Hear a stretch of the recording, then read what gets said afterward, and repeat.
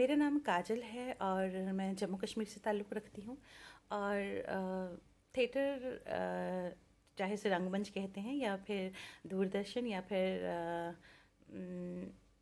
Radio से मेरा जो ताल्लुक़ है वो बहुत पुराना है। मैं 3 साल की उम्र से रेडियो, स्टेज और टीवी तीनों कर रही हूँ, क्योंकि मेरे मम्मी और पापा दोनों थिएटर से ही बिलोंग करते हैं। तो और दिल्ली में मैं आकाशवाणी के नाटक का जो नाटक अनुभाग है वो देखती हूँ। तो जब मैं जम्मू कश्मीर में थिएटर किया करती थी, उन दिनों जो वहाँ की सरकार होती थी, हर साल वहाँ एक फेस्टिवल होता है, थिएटर फेस्टिवल। उस फेस्टिवल में लगातार मुझे 7 बार गवर्नमेंट की तरफ से बेस्ट एक्ट्रेस का अवार्ड दिया गया। और अभी 2016 में मुझे वुमेन एक्सलेंस अवार्ड मिला for my contribution in the field of theatre, जिसमें ऑल ओवर इंडिया से 25 महिलाओं का सिलेक्शन हुआ था जो अलग अलग फील्ड की थी। तो इसमें मुझे थिएटर के लिए चुना गया। थिएटर जो है वो मैंने अपने पापा से ही सीखा है। उनको जम्मू कश्मीर में थिएटर का भीष्म पितामह के नाम से वो जाने जाते रहे हैं थिएटर के लिए।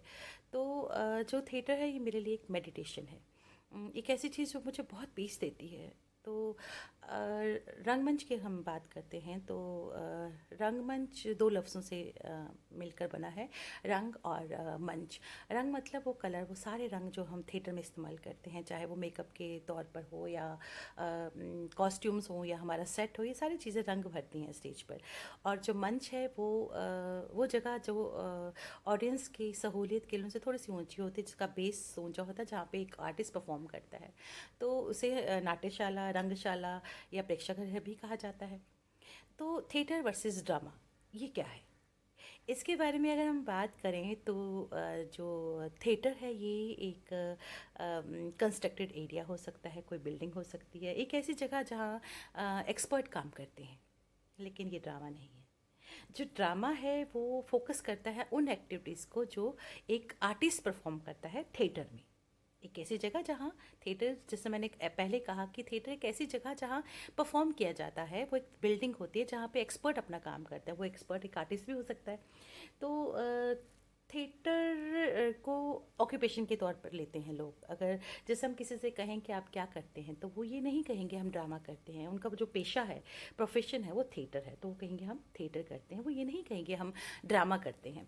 तो थिएटर की ना अपनी एक अलग ही दुनिया होती है, एक ऐसी दुनिया जिसमें क्रिएटिविटी है, जिसमें इमेजिनेशन है, जिसमें एक हारमनी है, एक एलिगेंस है, एक एस्थेटिक सेंस है, एक एस्थेटिक हारमनी है। इसका जो एम है, जो एस्थेटिक हारमनी का जो एम है, वो है कि वो लोगों की सोल को टच करें, कि आर्टिस्ट ऐसा परफॉर्म करें कि जो जहाँ जो सामने आपका दर्शक बैठा है, ऑडियंस बैठा है, उसको, उसकी सोल को वो टच करे, वो वहाँ पहुँच जाए जहाँ पे आर्टिस्ट परफॉर्म कर रहा है। तो एक कनेक्शन बन जाए दोनों के बीच का। ये बहुत बहुत बहुत ज़रूरी चीज़ होती है।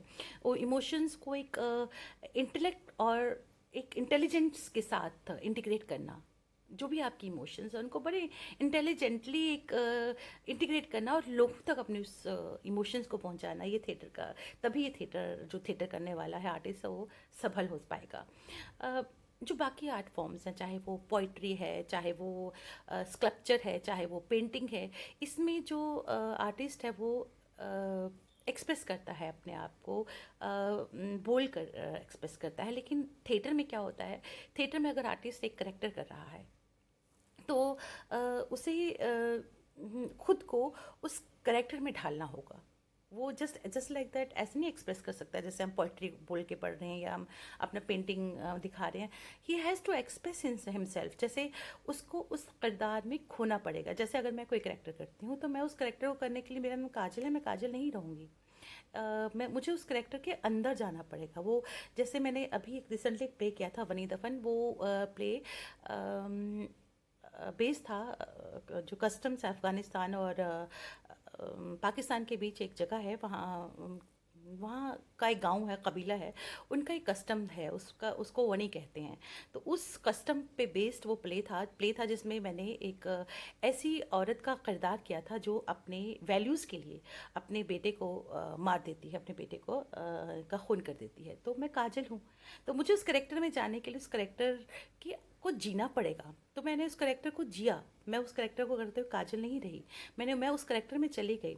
तो उस करेक्टर की छोटी छोटी चीज़ें मुझे आप जब रिहर्सल करते हो छोटी छोटी चीज़ें अपने आप अंदर आ जाती है, आपकी इमेजिनेशन आपका साथ देती है।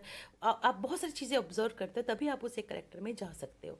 तो तभी आप एक सफल किरदार भी कर सकते हो, तभी आप का जो करेक्टर है वो एक ऑडियंस तक पहुंच जाएगा। आप ऑडियंस आपके करेक्टर के साथ रिलेट करेंगे।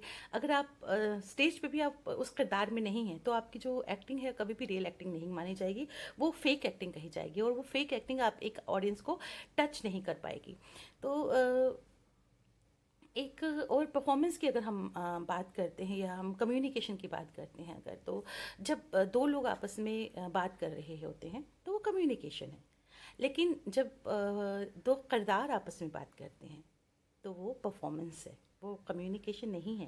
तो किसी को एंटरटेन करने के लिए, किसी को अवेयर करने के लिए अगर बात की जाए तो फिर वो क्या हो जाता है, वो आपकी परफॉर्मेंस हो जाती है। जैसे अगर हम बात कर रहे हैं अपने ऑडियंस को अवेयर करने के लिए, हम बेटी बचाओ पे बात कर रहे हैं, तो आपस में अगर दो लोग कम्युनिकेट कर रहे हैं, परफॉर्म नहीं कर रहे हैं, that is just a communication. लेकिन अगर परफॉर्म किया जा रहा है उसको डायलॉग्स के थ्रू, तो वो आपकी परफॉर्मेंस है कि बेटी को बचाने के लिए। और उसमें आपकी जो बाकी चीज़ें हाईलाइट करती हैं वो चीज़ें होती हैं आपका सेट, आपका मेकअप, आपकी कॉस्ट्यूम, आपका डायलॉग डिलीवरी, आपका डिक्शन। ये चीज़ें बहुत बहुत बहुत मैटर करती हैं थिएटर को करने के लिए। लाइव परफॉर्मेंस जो होती है वो स्टेज पे होती है, हमेशा लाइव परफॉर्मेंस होती है। टीवी या रेडियो पे लाइव नहीं होता। मतलब परफॉर्मेंस की हम बात करें या नाटक की अगर बात करें, लाइव तो बहुत सारी चीज़ें होती हैं टीवी एंड रेडियो पे, लेकिन अगर नाटक की बात करें वो लाइव नहीं होता, उसमें एडिटिंग की गुंजाइश होती है।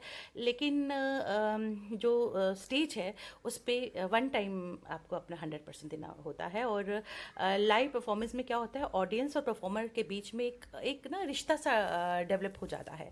तो लाइव थिएटर एक एक रिलेशनशिप सी मेंटेन हो जाती है, एक ऑडियंस और आपका जो परफॉर्मर है उसके बीच में। एक्टर एक बार स्टेज पर आता है, अपना 100% देकर चला जाता है, स्टार्ट टू फिनिश करता है। जैसे फिल्म्स में होता है एडिटिंग होती है, वैसी स्टेज पर एडिटिंग नहीं होती। स्टेज पर एडिटिंग की कोई गुंजाइश ही नहीं है, 100% आपको एक ही गो में देना पड़ता है। आपकी जो स्क्रिप्ट होती है, आपकी रिहर्सल होती हैं, ये बहुत हेल्प करते हैं। स्पेशली आपकी रिहर्सल बहुत हेल्प करती है। जितना आप पढ़ोगे उतना आप पकोगे, जितनी आप रिहर्सल करोगे उतना आप पकोगे। अगर स्क्रिप्ट की बात करते हैं, स्क्रिप्ट सिर्फ एक नाटक की स्क्रिप्ट की अगर हम बात करें, वो जस्ट एक स्क्रिप्ट है, वो नाटक नहीं है। वो एक स्क्रिप्ट है जिसमें एक राइटर ने अपने आइडियाज़ को शब्दों के माध्यम से बिखेरा है। और उसको जब इम्प्लीमेंट तब किया जाता है जब हम उसको स्टेज पर लाते हैं। जो भी आपका किरदार है, जो भी आपके जो राइटर के लिखे हुए लफ्ज़, उनको किरदारों के थ्रू जब मंच पे लाया जाता है, परफॉर्मेंस की जाती है, तभी वो एक सफल नाटक तब बनता है जब उसको परफॉर्म किया जाता है। उससे पहले वो जस्ट एक स्क्रिप्ट होती है। तो परफॉर्मेंस करने के लिए बहुत सारी चीज़ों की ज़रूरत होती है, खाली स्क्रिप्ट एक नाटक नहीं है। उसको परफॉर्मेंस करने के लिए, उसको एक सफल नाटक बनाने के लिए एक एक्टर पे बहुत चीज़ें डिपेंड करती हैं। उसको जो भी वो करेक्टर कर रहे हैं, पहले तो उसको पूरी स्क्रिप्ट की समझ होनी चाहिए। नहीं कि हमारे जो करेक्टर है हम उस करेक्टर को पढ़ लें, बाकी तो देखी जाएगी, नहीं, ऐसा बिल्कुल नहीं। अगर एक स्क्रिप्ट में आपका छोटा सा भी करेक्टर है, छोटा सा भी रोल है, तब भी आपको पूरा के पूरा स्क्रिप्ट लर्न होनी चाहिए। आपको पता होना चाहिए कि स्क्रिप्ट में क्या चीज़ है। जब आपको स्क्रिप्ट की डेप्थ का, आत्मा का पता चल जाएगा, उस स्क्रिप्ट की सोल का पता चल जाएगा, तभी आप छोटे से रोल में भी आप ऐसा कमाल कर सकते हो कि लोग आपकी वाहवाही करना शुरू हो जाएं। और करेक्टर को एनहांस करने के लिए बहुत सारी चीज़ें हेल्प करती हैं। जैसे आपका मेकअप हो गया, आपके कॉस्ट्यूम्स हो गए, बहुत सारी चीज़ें आपको हेल्प करती हैं। तो ये चीज़ें बहुत ज़रूरी हैं आपको स्टेज पे काम करने के लिए। और जैसे अगर हम जो थिएटर है, ये एज अ टूल भी बहुत हेल्प करता है। जैसे जो ब्रिटिशर्स के टाइम में जब थिएटर किया जाता था, तो उसको एज अ टूल लिया जाता था। जो उनके प्रोटेस्ट था इंडिया का ब्रिटिशर्स के ख़िलाफ़, उस प्रोटेस्ट के लिए नाटक किए जाते थे अपना प्रोटेस्ट शो करने के लिए। तो ये एज अ टूल भी इस्तेमाल किया गया उसको। और लोगों में अवेयरनेस डेवलप करने के लिए भी थिएटर एज अ टूल इस्तेमाल होता है। और जो इंडियन थिएटर की अगर बात करें, उसमें बहुत सारे आपकी जो मोस्टली बेस्ड होता है इंडियन कल्चर पे, आपके कस्टम्स पे, आपके जो ट्रेडिशंस हैं उन पे बेस्ड होता है। कई ऐसे ट्रेडिशंस होते हैं, कई ऐसे टैबूस होते हैं जिनको हम डायरेक्टली नहीं बता सकते। तो उन सारी चीज़ों को थ्रू थिएटर के ज़रिए उनको बताया जाता है। लेकिन सिर्फ बताना ही इज़ नॉट पॉसिबल, आप उसको कैसे इम्प्लीमेंट करते हो। जैसे जैसे मैंने आपको बताया कि इम्प्लीमेंट करने के लिए ज़रूरी है कि आप किरदार में चले जाओ, आपको स्क्रिप्ट की सोल का पता हो, आपको पता होना चाहिए कि स्क्रिप्ट में क्या है, और आपका एक कनेक्शन डेवलप होना चाहिए एक ऑडियंस के साथ। वो तभी होगा जब आप स्क्रिप्ट की बारीकियों को समझेंगे। तो ये चीज़ें बहुत बहुत ज़रूरी हैं। तो अगर आपको ये चीज़ें समझ आई होंगी तो आगे आपका जो अगली बारी जो बातचीत होगी वो स्टेज की, थिएटर की और बारीकियों के बारे में हम बात करेंगे। तब तक के लिए नमस्कार।